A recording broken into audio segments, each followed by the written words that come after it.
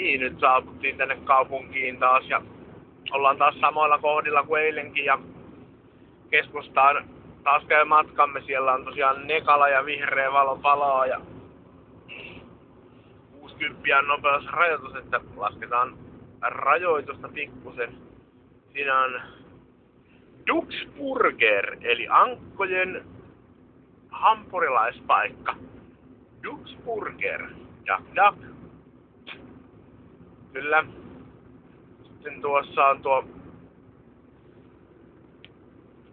Matsi-juttu, aina näkyy Ilves ja Lukko.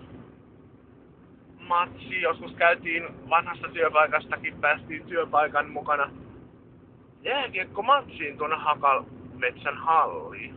Se oli ihan mukavaa sekin aika. Tässä nyt tullaan taas jälleen tähän Viinikkaan, vaihdetaan hyvissä ajoin tätä kaistaa, koska meidän tarvitsee mennä tuohon kaistan vaihtoon. Ja nyt täytyy varmaan lopettaa taas näihin kuviin, näihin tunnelmiin ja saapumme Viiniin.